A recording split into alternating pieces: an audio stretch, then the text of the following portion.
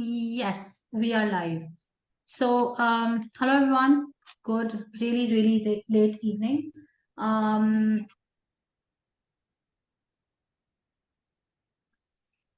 yeah. So, so we decided to have this conversation about digital skills and freelancing because Hira and I, we just keep on seeing a lot of questions about freelancing. Women want to know how to build their skill set, how to find find work, find clients, stuff like that. So we decided to have this conversation to kind of include all of you also, answers as many questions as we can about freelancing and digital skill building and what can you do and what kind of opportunities are available. So let's do that. Hello, Hira. Hello, everybody. Hi to you, Faiza, again. I'm going to share this in Women in Tech or CaterpillHERs communities and CodeGirls communities to see what questions that I'm we doing can that get. right now, just Yeah. by the way. So when we talk about Hira, generally thoda sa let's talk about your own experience with digital skills because I come from an engineering background, so digital skills were not something that I needed to learn. But for a lot of people, you also do not have an engineering background. So women who do not have engineering background or who do not have computer science ka background, what kind of digital skills do you think are needed and what can they do about it? Hmm. Um, just a second. I think I'm repeating the I have a response from the feedback, so I'll just close my Facebook. Awesome. So yeah, sorry for that. So as Faiza mentioned, I think I have a business background. I've done very basic BBA and MBA, and most of my life, I've basically done marketing slash sales slash business development slash content creation.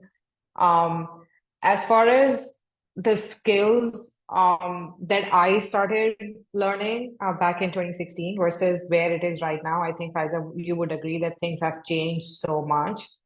The skills that we needed to become a successful freelancer back in 2016 versus the skills that you need right now are basically two polar opposite ecosystems. I feel I divide it two ways. So, for example, to become a good freelancer, each one of us need to have some really important soft skills. No matter if you're an engineer, no matter if you're a copywriter, no matter if you're a graphic designer, those skills basically are parallel to what your specific niche is. So for example, even if you want to become a really good developer, you need to have very strong communication skills. And by communication skills, I do not just only mean that you need to speak English. By communication skills, I mean ability to articulate your thoughts, ability to send in your message in a way that the other person is able to understand. Um, and also the understanding of how the industry works in general. So if you're working with a company that is working, for example, in the space of SaaS, in the space of marketing, just having very good understanding of how that industry works. I think these are some of the really good soft skills that every single freelancer, no matter if you're a graphic designer, you're a writer, you're a developer, you need to have those things um, under your belt, like for sure. And then when it comes to the actual niche, the actual expertise that you want to have, I feel having the understanding of overall understanding of the main space that you work in. So if you're an engineer, overall understanding of what type of technologies are trending these days. And also, I think with 2023, the understanding of how artificial intelligence and AI can help you um, provide more value to your clients. That is, I feel, is one of the most important skill sets that you can take in 2024, no matter which expertise that you work in. I don't know if I answered your question, Faiza, but Hmm, that's hmm, how I divide it. Like hmm, your main expertise plus the soft skills that you have. And hmm. soft skills are basically they stay there. You need to have them to be able to have any good career in any of the expertise. Absolutely. इसके अंदर I think जो main point of discussion है ना, that is the evolving need of the business. So may be आज से 5 साल पहले, 4 साल पहले, you would find jobs around people generating listicles or articles for their clients, or people writing social media ke captions, and people doing like really basic stuff. But jaise things are evolving, we are seeing that more specialized and more kind of advanced Hmm. skill set is needed. Hmm. And a lot of people who are just starting with a basic skill set, they are unable to find work. And Hmm. if they are finding work, that is not the kind of work that will pay their bills, basically. Hmm. So, uske Hmm. बारे में, what are your thoughts on that? I think, to be very honest, I feel the problem is on both sides. The problem is on the side of how the talent was given this idea that freelancing is their ticket to freedom and ticket to success. So as long as you can create an account on Upwork, you can create an account on Fiverr, you can set aside an hour or two in a day, you can become a successful freelancer. I think everybody was sold this idea, and I'm not blaming anybody, but I think this is how an ecosystem works. But now I think we're at that point where a lot of those people who are sold this idea that freelancing can be something that they can just do on the side and just sign up on these two platforms, Upwork and Fiverr, and they'll be successful. I think now we're at the stage where people are realizing that that's not how it works. Just like you apply for any job and pursue a very successful career in any specific field with a traditional employment, which is 9 to 5. So you want to be a developer, you want to be a graphic designer, you want to be um, a, a writer or anything, you dedicate XYZ amount of time, hour, effort, social skill, communication skills, everything into that one career. Only then, after spending few years in that career, you realize that you're at a stage where now you can charge more. Now you know what value do you provide. Now you have built that confidence and you can leverage that confidence to get more clients. I think these are the things that nobody taught people. They only told them that as long as you have the skill set and you have the laptop, you can just go ahead, sign up on Upwork, and the clients would come to you. But having a successful freelance career requires much more than that. If in some ways, I always say that if you think this is just your ticket to become a millionaire, it is not. Does it provide freedom? Yes. Does it provide other perks and benefits because you are just working independently and you're your own boss and there is no traditional 9 to 5 working hours? Yes. But is it easy? No. So I think now things have changed to an extent that people are realizing how extremely important it is for them to work on their portfolios, work on their personal brands, and be very active and provide maximum value to the existing clients that they have. So the clients don't go elsewhere and they keep purchasing from you and they turn into long-term clients as well. That I feel is where the freelancing industry needs to kind of like step up and also tell the kids who are stepping into this industry to work on value creation, to work on themselves, to work on their personal brand, to be really good at what they do if they want to cut through the noise. What do you think about it? I also think the same, because skills आना या skill set होना is a completely different thing. It may be able to get you a good job, but as a freelancer, you are a business owner and you are doing a lot of things on your own. So you are pitching your services, you're talking to people, you are managing finances, you're doing a million other things. और उसके अंदर, if you're unable to kind of have good interpersonal or good soft skills or core skills, whatever you may call them, तो बहुत मुश्किल हो जाएगा. And this is something that I have seen again and again. We have also seen when we hire instructors or when we hire contractors, that you and I, when we are talking to somebody, we would always pick a person who books a call and shows up on Hmm. time. We will Hmm. always pick a person who books a call, is actually prepared for the call. They are Hmm. interested in it. They are and they have their video turned on. They are able to communicate. They can tell you things. उनका work ethic आपको नजर आता है in the way Hmm. that you communicate. So बहुत सारी चीजें जो clients देख रहे होते हैं, and they are trusting a stranger, a complete stranger. There is no कोई वेटिंग प्रोसेस तो नहीं होता ना, सिवाय इसके कि फ्रीलांस प्लेटफॉर्म आपकी आईडी वेरीफाई कर लेगा ज्यादा से ज्यादा, या आपके पुराने hmm hmm ratings and reviews उनको नजर आ जाएंगे. But other than that, the work is dependent on you and they need to trust you. Hmm वो बिल्ड हम्म करने के लिए आपको वो स्किल सेट रिक्वायर्ड है, that you are able to communicate. On the topic of skill set, I am seeing questions भी Facebook के हमारे उसके ऊपर. सो एक Hasnain, I think his name is Hasnain.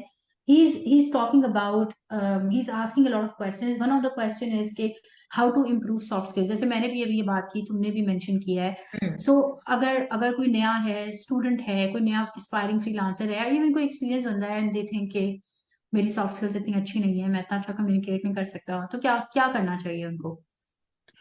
I think to be very honest, Faiza, when I was, and for me, I think it was extremely important because I started my freelancing career as a writer.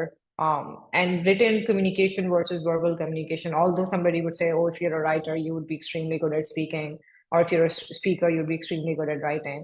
But I think those are two very separate things. People who are extremely good writers, but when it comes to hold a conversation with somebody, when it comes to communicating or articulating their thoughts in verbal communication, they lack or they struggle as well. So those are two very separate things. So you can be a writer, but आप जब किसी से बात करें, you will realize that you're not able to articulate your thoughts or you're not as confident. I always emphasize that with communication skills, first of all, it's as cliche as it sounds, it's practice. The more you would be you would speak English, the more you would communicate, the more you would have hard conversations with people who are non-judgmental, who would hold a space for you, the easier it would be for you to start articulating your thoughts and be more confident. I think जब हम written communication की बात करें, that thing has I don't think so that question even exists in 2023, provided that we have access to ChatGPT, we have access to Claude, we have access to so many tools. जहाँ पे आप email का अगर prompt इसको दे दें, that the AI would generate an email for you, and the content that AI would generate would be free, like free of any errors, anything. So you don't even have to worry about writing a very professional email because AI is there to help you. But when it comes to verbal communication, this is where AI cannot, for the next foreseeable future, cannot replace you. If you're going on a call with a client and the client is asking you questions, you'll have to hold a conversation. And for that, I think my basic advice to everybody would be that if you wanna speak fluent English, start speaking English. Like there's no rocket science behind it. I would not recommend you to just go ahead and like do this course or do that course. Language is something, especially knowing that English is not our first language, it is something that you learn over time. They always tell you that the kind of like litmus test of knowing if you finally have become an English speaker is when you start thinking in English, or if your dreams basically start coming in a different language. So the more you speak, the more you will understand that as you're speaking, your mind is generating thoughts in English instead of Urdu. That doesn't mean that you would forget Urdu or you won't be able to speak Urdu. But that would basically, when you're speaking, you would spend less time in thinking or forming your sentence, but more time in delivering the content. So maybe basic advice you here for the communication skills. The more you speak, no matter how flawed it is, no matter how broken it is, the more you speak, the more you would improve. And a lot of people shy away from it. Even when I'm hiring contractors on Upwork, people just shy away from the calls. They would like, can we just like chat? And they don't have their schedule set up. So they shy away from going on Zoom calls. And for me, even when I started freelancing, my first reaction to all of those things, I just want to hop on a call because I want to put the face on whoever person that I'm talking to. And I know that by just being on the call, I'm putting myself into that uncomfortable situation that doesn't come to me naturally. So I know I will learn something. And that's how I've improved my communication. That's how I've improved I'm still 100% not there. I still struggle sometimes. But I think for somebody whose first language is not English, that's extremely, extremely normal. So the only advice I would say, very cliche but very basic, start speaking in English, start talking to your friends in English, start texting in English, and start basically, the more you deliver English, the easier it would get for you. And I think one last point, and then I'll take your two cents on it as well. I think communication skills language is just a small part of communication skills. I think communication skills require articulation. Communication skills require holding space for the other person so they speak. Communication skills also require that when you cut somebody off, you say that I'm sorry that I'm cutting you off. I just wanted to deliver this point. All of those things, the more conversations you would have, the more you would learn. You would learn to be a listener as well. You'd learn to make notes when somebody is speaking. All of these things, I think, are a part of communication skills. So yeah, over to you. Huh, that's true, absolutely. Because for me, English is my third language, not even Okay. second. So it's of course difficult, and if somebody has some kind of learning disability, so it's a added challenge on them Added also. challenge, yeah. And then the only way for me, how did I improve? Of course, I have a learning disability. Languages are difficult for me. I was able to learn to write better or explain things better by reading a lot. So I read at least one book a week. This year I've read two a week. So I make sure that Hmm. I'm reading a lot, I'm consuming a lot of content. So if I'm reading a lot of books, I will, मेरी vocabulary increase हो जाएगी. I will be able to form better sentences. I will be able to write better, explain better, so on and so forth. And when it comes to speaking skills, there is nothing else you can do other than practice. So Hmm. whoever is telling you to enroll in a course, do a program, this and that, if you ask me ke Faiza, tenses batao, I wouldn't know. But if you ask me to lecture someone for 2 hours in English, I can do that because I've learned it by doing it instead of learning grammar. So अगर आपकी grammar Hmm. अच्छी नहीं है, and this is the question that we keep getting, code girls में Hmm. भी लड़कियां अक्सर पूछी होती हैं कि अगर मैं गलत ग्रामर बोल दूं, मैंने कहा if you are able to explain it to them, they don't care what you're saying. They don't care कि तुमने present tense यूज किया, past tense यूज किया. Nobody is correcting their grammar, or especially the kind of clients that I work with, मुझे ऐसा लगता है कि उनकी अंग्रेजी मुझसे भी ज्यादा खराब है. So the point is कि can you convey it, can you talk about, can you explain what is in your head? And this is something that a lot of us are struggle with because we are not trained on that. We are not trained on having a dialogue. We are not trained on presenting our ideas, of having constructive conversations, maybe negotiating with somebody, maybe brainstorming with somebody, because you will see कि हमारा culture का भी थोड़ा सा फर्क है. तो communication skills जो है ना, they are in a very different direction for us. So when you work with people who are not from Pakistan, who are outside of Pakistan, so also absorb that culture, and you also start to learn. So in your case, I'm pretty sure that you have learned the way that they work or they communicate. Your clients, the way that they conduct the business. So you also learn that. Another thing, when it comes to, I think, core skills that is very important is basically clients wants to see that you are as serious as they are for getting the job done. And this is something that we see time and time again, that a lot of people either consider it as a side stream or something that they sometimes do, or they just are not that serious about it. So if you are talking Hmm. about freelancing, it's a career. It's not something that you do Hmm. on the side. So it's a Hmm. thing that becomes part of your career. And adding on to that, there is another question on the live stream मैं देख रही हूँ that somebody is asking that, do we advise them to become full-time freelancers? Is it a good idea or a bad idea, or a traditional career is a good idea? So if you ask me, and if you are able to make good money out of freelancing, I would tell you to leave your corporate job right there and then, because the amount Hmm. of learning that will come your way via freelancing, the way that you can diversify your skill set, you should be able to make more money than your corporate career if you're doing it right. So there are a lot Hmm. of perks to it. There are a lot of Hmm. negative things to it also, but there are also a lot of perks for it. So what do you think about that? I think मैंने एक दफा YouTube पे एक video बनाई थी on this question because I still get this question a lot. Should I just leave my 9 to 5? First of all, I feel it's kind of like asking somebody, should I marry this person? I don't know. You enter dates, right? So I don't know your compatibility. I don't know if you guys are a good match. I don't know the dynamics of your situation, right? So asking me if you should leave your full-time job, I think I might not be the right person, first of all, because I don't know your responsibilities, how much money do you need in a month. If you hire a coach, that person can help you answer this question. But I think Faiza and I would can only give you a cutter answer, which is yes or no, on the basis of what we have seen.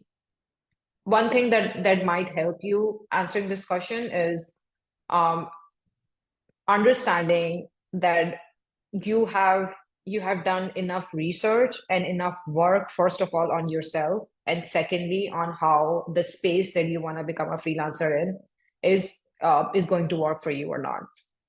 So if, for example, if you want to become, I don't know, a writer in 2024, I would say that just if you are making extremely good money on your full-time job, there's a career growth, and you just want to do writing and freelancing, you're going to have very difficult time in 2024 just to prove yourself as a content writer, because the AI has completely taken over the basic content writing skill. If you're a copywriter, if you can do sales copywriting, if you can do very niche specific content writing, yes.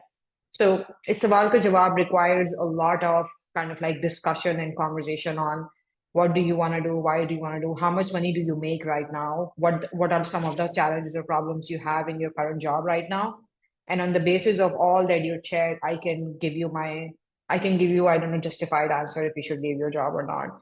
I think for a lot of people, freelancing can be a side income until they fully feel comfortable to just dive headfirst and make it full-time career. So if you have been doing it for a good amount of time as a part-time, if you've been working as a part-time freelancer and you now feel that you're making enough money, you have found some really good clients, your portfolio is extremely well, I think you would know to just basically leave your full-time job and become a full-time freelancer, because I do not want to be on the live session and tell you to do that. So 6 months later, you're making another live session and saying, "Hey, and I don't have money now." So I don't want to be in that situation. So weigh your pros and cons. If you have more details to share that on the chat. I'm happy to like then give you a weighted opinion on it. But right now, I feel it's totally on the Hmm. basis of where you are. True, true, absolutely. So I'm seeing Sadia Bashir's question. She's asking, can you do freelance work along with your job? The answer is yes, unless your employer has asked you to sign it in a contract to not to work as a freelancer. So if there is no restriction, you can definitely do that. Next question is, do you need to list your job title and company on Upwork? You can or cannot. It's up to you. Upwork doesn't care where you work. They only care about the skill set that you have and your ability to get a client. So a lot of us may not even have our employment experience properly updated on Upwork also. Clients don't take a look at that usually. I have never worked as freelancer on any platform, but whenever I tried looking, it looks like I can't seem to find good work that would pay appropriately.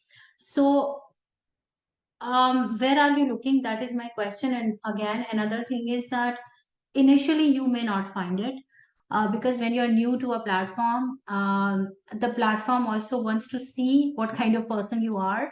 Your profile will not appear in a lot of search results. Your profile will not be ranked that well on the algorithm. So when people will look for example, whatever you are, if you're a developer, so if they're looking for a developer, your profile will not come on top.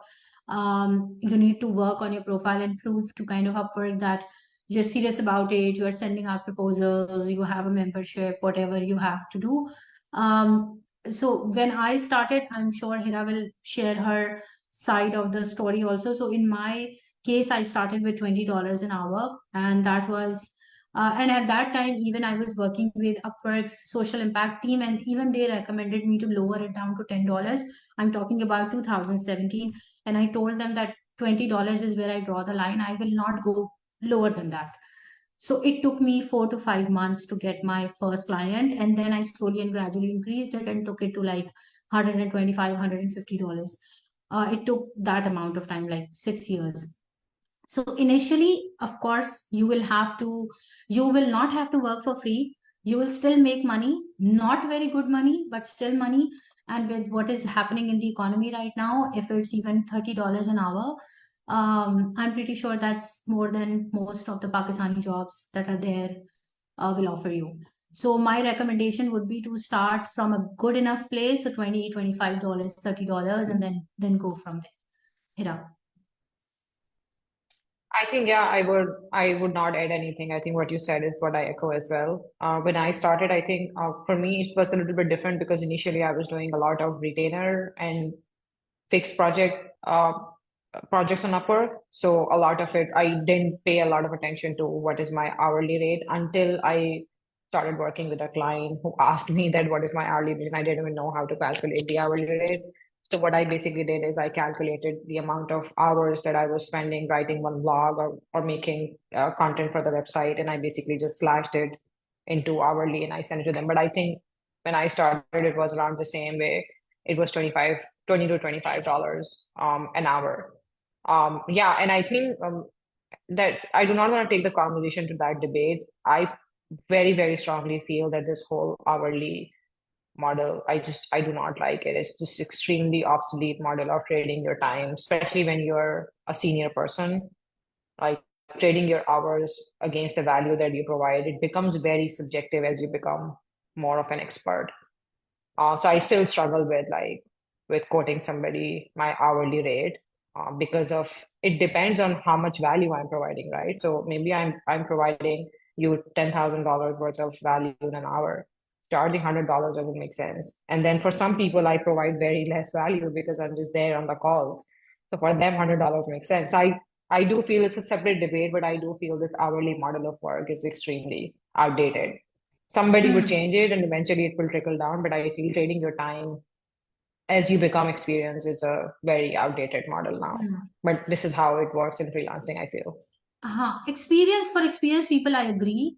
For newbies, hourly is a good model because otherwise, fixed price may people clients a lot of times exploit them. So they will ask them to write like a really detailed research piece and pay them $50. तो वो exploitation उस तरह से होती है. Hourly is good as long as you are like junior to mid level. As you become a senior person, then it should not be hourly in most cases. Because in my case, a lot of times मैं hourly पे भी काम करती आई हूँ, but in a lot of cases I would just quote them. For example, they need to get on a call, a strategy call. I would charge them $500, $600 for that one call. होगी वो एक ही घंटे की, but because the kind of discussions that are happening and again the kind of value that we are providing is different. But for starters, for somebody who's starting out, I would recommend to go for an hourly rate because you will definitely make more money than you will make with a fixed price ka gig. And while we're talking about value, इसी पे एक question है about कि how do we define value? So हम कह रहे हैं ना, मैं कह रही हूँ कि मैं $500 की value दे Hmm. रही हूँ call पे, or you are giving it on a call, a strategy call. So how would we define that? That's a really good question. The way I define value is to what extent my work is moving the needle on their business. That's how I define value. So if I'm on a call with a client where they're creating, I don't know, a lead magnet, for example, and they are estimating that this lead magnet would be downloaded by I'm just throwing numbers out there, so don't quote me on that. For example, they're saying that this lead magnet is going to be downloaded by 2,000 people, and out of those 2,000, 10 would purchase from us.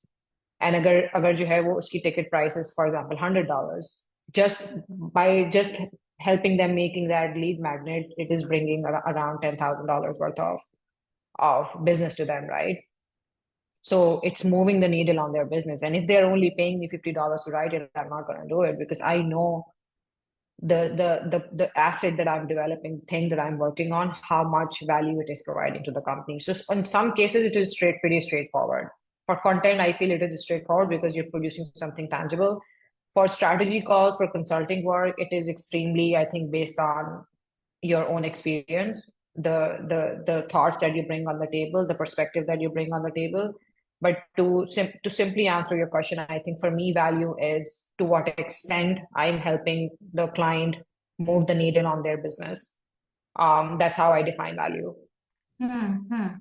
So again, on this, I can also give an example. So I generally charge 50 to $150 depending upon the complexity of the work. So if it's just I need to get on a call, maybe $100. If it's more than that, more. But for example, I just reviewed a client's business strategy document. So they hired somebody to work on that whole document for 6 months and paid them like $8,000 per month his salary. And then do you think I'm going to review that document in 2 hours and charge them $200? That is not happening. So in that case, because of the kind of work that the client is asking me to do, I'm going to quote them a fixed price. So maybe in this case, maybe I would say them that maybe I'll charge $400, $4,000 or $5,000. And by the way, I've done that for a client for $1,000. They hired someone for 3 months to build a strategy, and I said it's going to take me 2 hours, but the kind of work that I'm doing, I'm going to charge you that much. And then irrespective, I spent more than 2 hours. Of course, I spent more time on that because I needed to do revisions and stuff like that. But at the end of the day, you look at what kind of work that you're doing and what kind of output, again, as you said, moving the needle in my case, what outcome it is producing for the company. So it was a strategy document. It was deciding on a market that they wanted to explore, so I needed to spend more time on that. So Aisha is asking a question. While waiting for projects, should we keep sending proposals on Upwork every day? Or if so, we should keep buying connects then. So again, you should not wait for a client to look at your project for like 2 weeks. You don't have to wait for them. If somebody is hiring on Upwork and you are seeing a client is taking a look at the job post quite often, आपको नजर आ रहा होता है last time उसने कब देखी है, and your proposal is not being seen, वो आपको कैसे पता लगेगा? When you go in stats and you will see number of proposals that you have sent and number of proposals that have been seen. So you have to go and apply to some other places. Initially, you will have to invest on it. You'll have to buy connects and get a membership initially. So it's like $14.99 per month. Maybe you'll have to get it for a couple of months. Another thing is you will have to keep on improving your cover letter. So if you're just sending the same cover letter for like 2 months and nobody's responding to you, then maybe something is wrong with the cover letter. You need to work on the cover letter. You need to work on your profile. You have to make sure you have a video introduction. You have to do a lot of improvements to your profile. And while you are doing it, so the 2 months, for example, you are sending proposals, you have to make sure that you've added something to your portfolio also. So building a good portfolio, building good examples, good sample work, that is really important. So you don't have to wait for like 2 months for a proposal to be seen. Most probably client is going to hire on Upwork. I think it's generally within a couple of days, clients are able to hire someone for a role. So you don't waiting is basically wasting your own time. Hira, do you have any thoughts on that?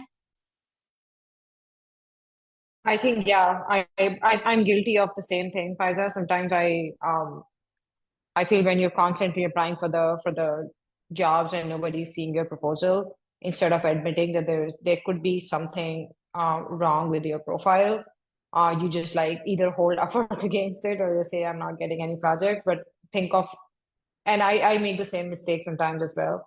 I don't necessarily like update my cover letter very often, but as you were talking, it was kind of like helping me understand that what can be the things that people can improve on their profile instead of just sitting and waiting for the clients to see their what do you call it, proposal basically. So I would agree, improving the overview that you have on your profile, improving your portfolio items, your video, your cover letter. Maybe the portfolio that you're sending is not easily accessible. It takes them a lot of steps to access the proposal. So maybe working on something that is more accessible. So whenever you send somebody a proposal, they can just click on one link and see all the work that you've done. Maybe presenting your portfolio better as well, so they can, so kind of like it helps them make the decision faster. And also, as you were talking, encouraging them to hop on a call, so they feel that this person is genuinely interested and they'd be able to like speak to you. All of those things, constantly keep improving on those things, would also like kind of like help you understand what you are doing wrong and what helped you basically kind of like cut through the noise or the long wait that you've been on Upwork. So on that, I think there is another kind of elephant in the room, and that is competitiveness of these platforms. So Upwork and Fiverr, we know that they have become highly competitive. We have been running the freelance accelerator. We are seeing that, maybe 20-30% of the graduates are being able to find like long-term work on Upwork. It takes a lot of while for people to, find their first client. So you and I, we both recommend people to explore Upwork because again, we have good experience with it. We have partnered with them. We know the platform is really well made and the support is really good and stuff like that. But it is competitive, and there are a lot of people who will do the work that you're doing for like peanuts. And client is going to find someone who's cheaper than you. So we a lot of times, you and I, we talk about finding work outside of the platform. I have done that, but not that much. In your case, you have a brand on Instagram and you have made money out of finding clients on Instagram. Same goes for LinkedIn. So Aisha Shahryar and another person, Hasnain Javed, they both have this question that, if we have any advice for them to beat the competition on this platform, and B, what can they do to find work on other social media platform or any other place? Yeah, so I would definitely recommend, as far as as I agree you mentioned that being on Upwork, being on Fiverr, or any other freelance platform for developers is top tail as well. Being on all of those platforms, it is just one of the channels for your client acquisition strategy. And as a freelancer, especially for those of you who do it full time, who basically have left their full time jobs and are full time freelancers, you cannot solely rely on one acquisition channel at all, because there comes a point in your freelance career where it starts becoming a business, where you have to start seeing, okay, so I'm on Upwork for the past 8 months. I was getting most of the clients from Upwork, but now I feel like things are stagnating and I'm not being invited for any interviews, or I'm sending out the proposal but nobody's getting back to me. That's a kind of like a warning sign for you to expand and start putting more eggs in different baskets as well. Because what would happen is, think of Upwork and Fiverr is like you've opened a shop and you're basically sitting and asking people to come to you. But where the world is headed, it's not necessarily like a lot of clients out there. They know what they want. They're not on Upwork. They're not hiring from Upwork. But that doesn't mean that all the businesses out there who could use your service eventually going to post a job on Upwork. Your job as a freelancer, if you're confident enough that this is the value that you provide and this is the type of business that may need my services, you would have to start thinking about where to find those businesses. And that's where your client acquisition strategy, that's where when we talk about scaling your freelance career in our freelance accelerator, Faiza, that's what we talk about, right? Is there comes a point in your freelance career when you would realize that now you have to start scaling. You have to start reading more about how to get clients on Instagram. You have to start reading more about how to get clients on LinkedIn. And also understand that there is a chance that the businesses that you want to offer your services on um, may not necessarily know what they want. So designing your offer in a way that you just put your foot in the door through your content. So for example, I would give you my example. When I was working as a copywriter and I was using Instagram to funnel, to get more leads from Instagram, I was not actively selling anything. I was not going on Instagram and telling people that I'm a copywriter, hire me. All I was doing on my Instagram is create a high value and also extremely, extremely educating content on Instagram. So people were following me, and eventually, in their mind, I was becoming an expert in that field. So I was not selling anything. I was not telling them to hire me at all. But what was happening over the time, in the 3 or 6 months, people start seeing me as a copywriter. And a lot of those people who were seeing me, some of them had small businesses, some of them had their own Instagram online coaching businesses. So every time they would need a copywriter, just because they followed me and I followed them, they would think of me and they will reach out to me. And I used to get a lot of clients from people who were basically not giant businesses, but people who kind of like 6 months ago didn't even know that they wanted a copywriter, but they started following me. They started kind of like reading more about why copy is important and why copy can help you make more money. They decided to hire me. So this is a perfect example of why, if you are in a space where you feel that you cannot just sit on Upwork and Fiverr and wait for clients to come to you, you have to start putting yourself out there. Just start posting on LinkedIn, just start posting on Instagram, just start posting on Facebook. Try to show up and tell people that this is why it is important.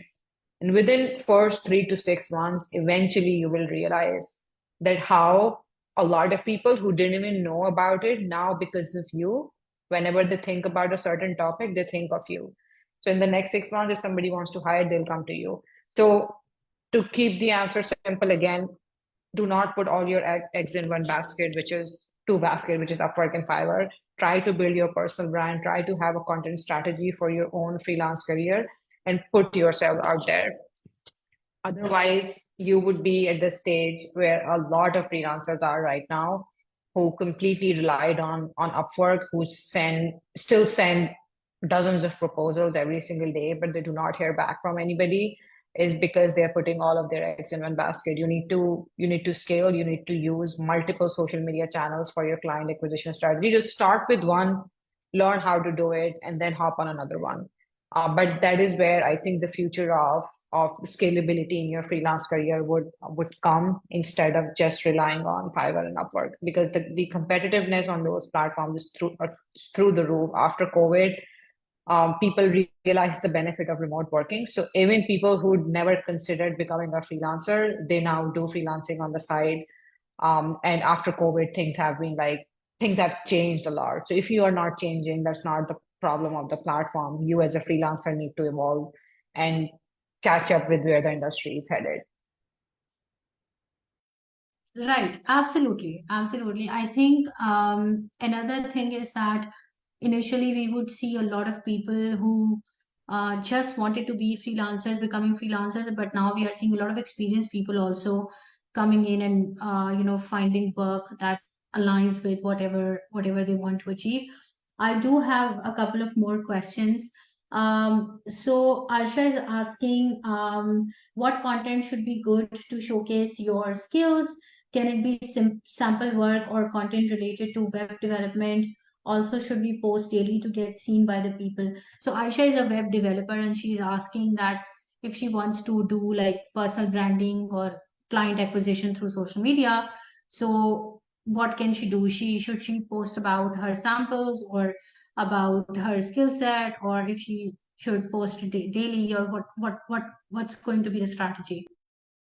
So my favorite type of, I think, posting, to be very honest, is educational content. Um, you can keep it a good mix of educating people about what you know and also showing your own portfolio. I would not recommend selling anything on any of these platforms. It's a basic marketing rule. You do not sell what you offer, you sell the experience, you sell the idea, you sell the outcome, you sell the benefit. So my favorite type of content is educating people, teaching people what you do, and build your authority through it. You can keep it a good mix of your portfolio plus teaching people, but if I were you, I would create educational based content. A lot of people think that if you're creating education content, you're basically teaching people like you about stuff, but they do not understand that if you are teaching people like you, for example, how to build websites, some of them eventually are going to start their business. Some of them are going to share your content with their team. Some of them are going to recommend you to other people, and that's how you build the audience. So my favorite type of content is educational content. Start teaching people what you know. Yeah, yeah. I think I also follow a lot of people around startups and product building and reading and stuff like that. All of them have their own businesses. They sell something, some services.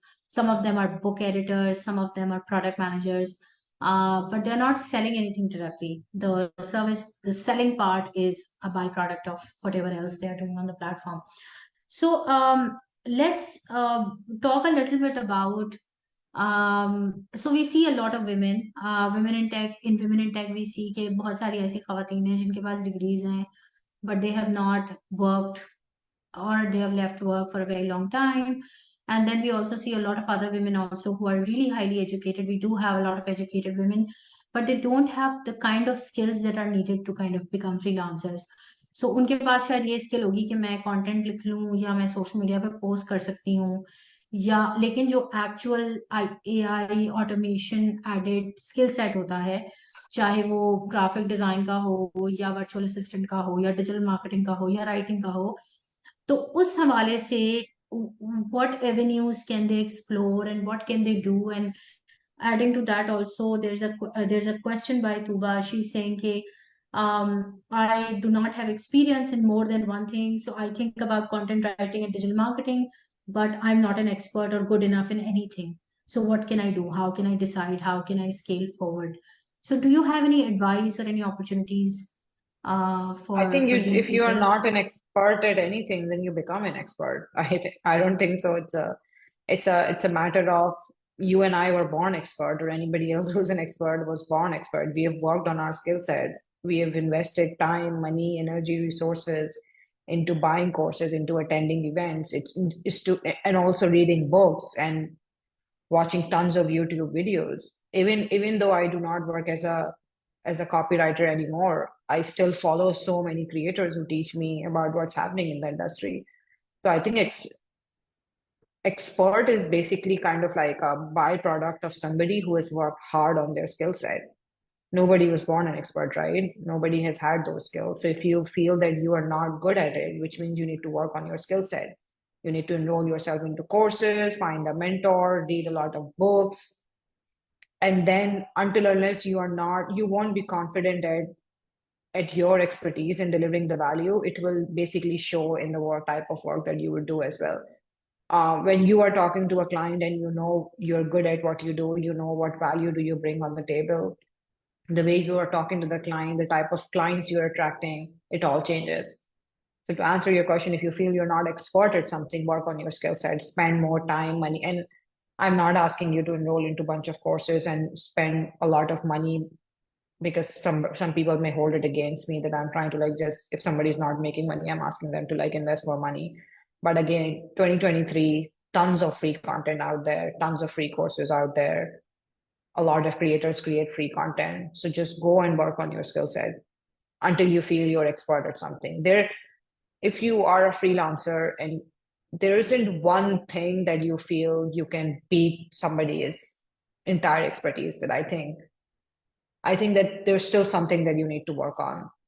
And it obviously it would come with time as well, time and more experience. But there should be something that you feel I'm really, really good at. I nobody can do it better than me. You have to have that like wild delusional confidence in your ability to deliver that. Right. I also think the same. So when I started working, I think, and still today, YouTube is the jam for everything. You Google stuff, you go to YouTube. Now I go to Perplexity and Chat GPT to kind of find stuff out, answering any questions, because वो आपको बड़ा focused जवाब देते हैं instead of Google giving you like 20 pages to read. So so there are a lot of ways that you can increase your knowledge, and the best thing that you can do, if you ask me, is to go for online courses. I have done over 2 dozen of them. Product School, Coursera, you name it, and a lot of other classes. I've done a lot of courses, expert kind of classes and boot camps from IBA, on product marketing, on entrepreneurial finance, on entrepreneurial journey, you name it. And I would always go for something like that. Hira and I, we were part of two accelerators this year also. So we were taking classes and learning a lot of things. So if you are somebody who wants to kind of evolve in their career, learning is the only way forward. There is nothing else that you can do. So you need to be really mindful of that and plan something in your time, in your daily, weekly, monthly, whatever routine that you build, to make sure that you are spending some time in learning. So I think we are just at the end of the discussion. We started a little bit later also. I do have quite a lot of questions, but I think let's chat a little bit about what we are trying to do with Skills to Income Wala Accelerator, or what is the idea behind it? What kind of participants are we looking for? What's the story? Yeah, so I can share the overall idea of the accelerator, then maybe you can talk about the demographics of it a little bit. So our Skills to Income Accelerator is basically kind of like uh, an extension of what Faiza and I have been doing with CaterpillHERs for past around 5 years now. We found out through our extensive experience in the industry that a lot of education or knowledge about freelancing in the industry was very, very noisy, was not the actual value that people need to become a successful freelancer.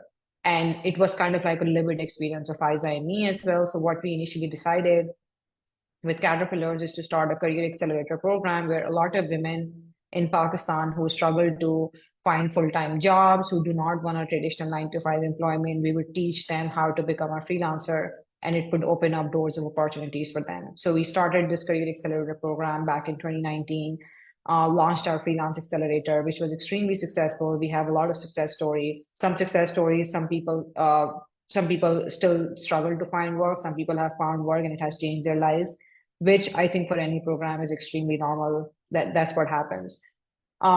So now with this Skills to Accelerator program that we are running with the support of USIP, is to basically help women in Sindh and Balochistan. And why some people would ask why Sindh and Balochistan? We're basically trying to work in those areas where there was a lot of catastrophic events during floods.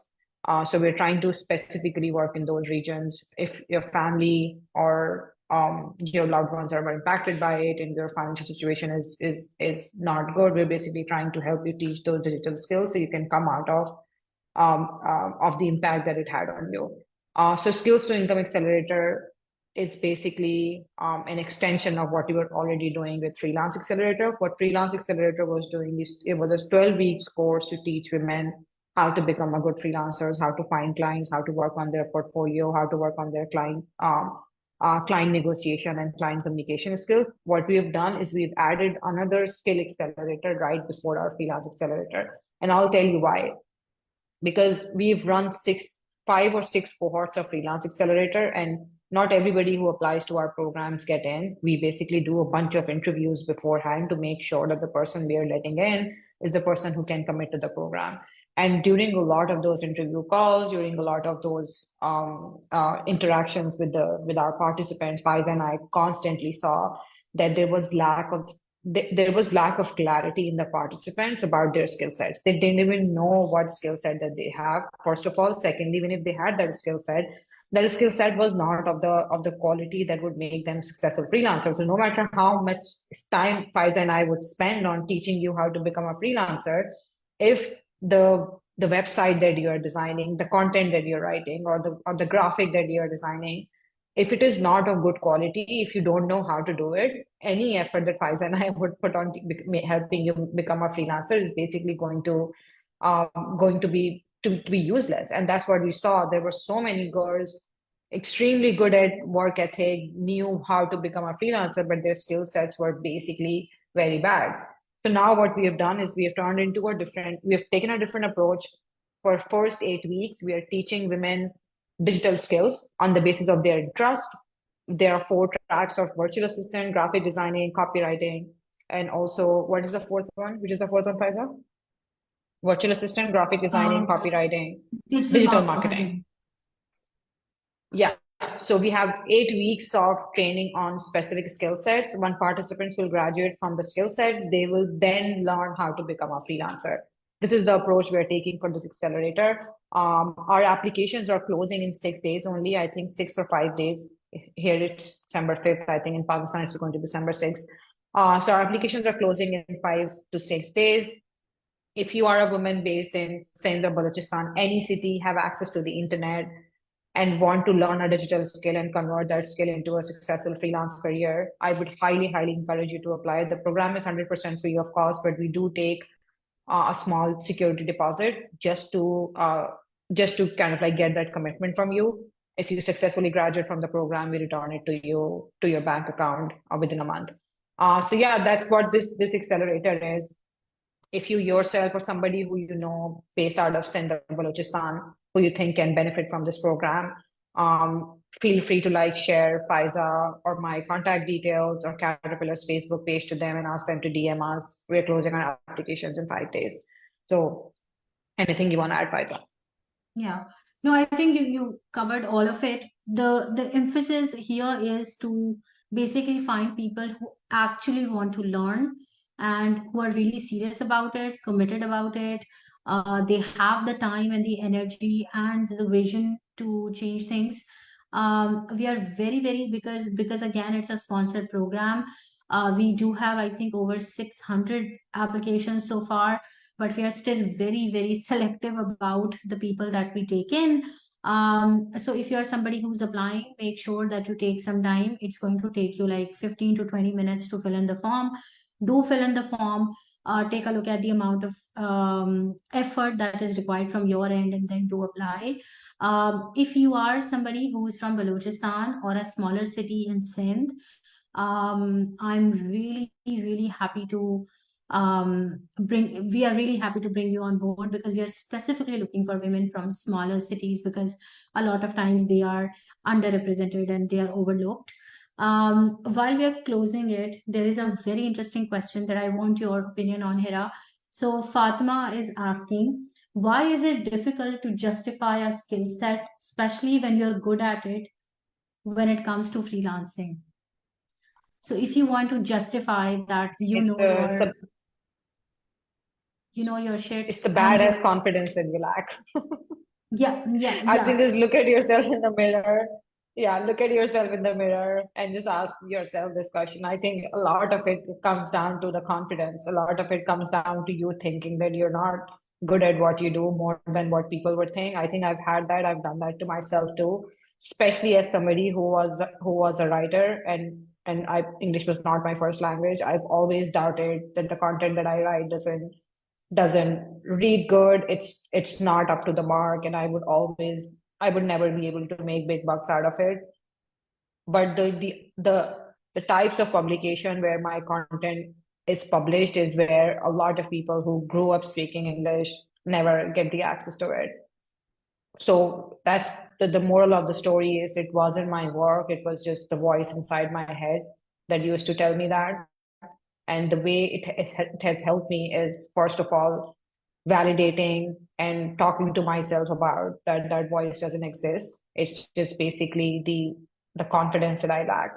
So I think look at yourself in the mirror and just tell this to yourself that until and unless somebody who's extremely good at what you do, who has done enough shit in their life to come to me and say that your work sucks, I don't think so. It matters. If somebody yeah hasn't said that to you, it's you. yeah absolutely. I also think that so if you have to justify your skill set, the only way to do it is to showcase it. And how can you do that? By building a kick-ass portfolio. That's really important. So if somebody reaches out to you and says that, I'm talking about myself. So if somebody comes to me and say that, okay, so we are looking for somebody to help us do this and that, and I quote them a price and they say, no, it's too high. I have two examples to show them where I've done the similar work and these were the outcomes of that work. So you need to build a portfolio. You need to basically build a portfolio that has a wide variety and of work with multiple type of depths and complexities, so that you are able to showcase it to people. So if you ask me, I can show you a bunch of blog posts that I've written for a tech journal or technical documentation that I've done. And at the end, at the extreme end, I've been advising CEOs of the companies or head of products of the companies about product strategy and stuff like that. So you need to have that. And how are you going to build it? A lot of it you can do it by building samples. A lot of it you can do it by basically helping other people. I've mentored like hundreds and hundreds of people. All of these people now become part of my portfolio because I've learned while I'm mentoring them. So have confidence and also build proof. It's really important to collect all the work that you've ever done somewhere so that when you're a freelancer, and somebody's asking you for a track record, you have that. If you don't have that, so if you ask me, I've spoken to 400, 500 events, conferences, locally, globally. I have the details of every single one of those speaking engagements. So if somebody asks me, I can share a Google Doc with them. Go take a look. These are the 400 conferences I've spoken to. So you need to have that thing also to something for a record also for the kind of work that you've done. So I think that's really important. I'm going to put the details of skills to income in the comments, the accelerator details in the comments. Somebody says, so Tuba is saying that I was born in Karachi, but I live in Rawalpindi. So this is for people who are currently residing in Sindh and Balochistan. So that is really important. We will ask you for proof also. So please don't apply just because you want to apply. And of course, we do a lot of national programs also, but this program is specifically catered towards women in Sindh and Balochistan, especially from smaller cities, because in most cases they are really underrepresented. So I think that is all from my end. Hira, any parting thoughts? No, I think that's all from my side as well. I would love to see some of the applications from people who attended this and who've taken the value out of it. Even if you do not currently live in Central Balochistan and you know somebody who can be a good fit, especially people in Balochistan, because that's we're extremely lacking in the representation of that region in our program and in general in the freelancing community as well. If you know somebody who can benefit from it, either share this live session with them, share Caterpillar's page with them, or just maybe send us their details and we can reach out to them. So yeah, looking forward to see some of the applications from those of you who are listening to us. And thank you, Faiza, for setting this up. No, always welcome and really excited to have this conversation and really looking forward to see some good applications. Hira, so this was shared on multiple platforms and every platform people have left questions. So I'm sorry to those of you that we couldn't get back to. We are already, over time. So I will see if I can answer questions in the comments. If not, maybe we We can can do join the this next time. again as well. Yeah, we Yeah, can do this absolutely. again next month or something. So yeah, Yeah. if there are enough questions, we feel that we can just like document them at one place and do that later. I'm happy to do that too. Absolutely, absolutely. Thank you so much, Hira.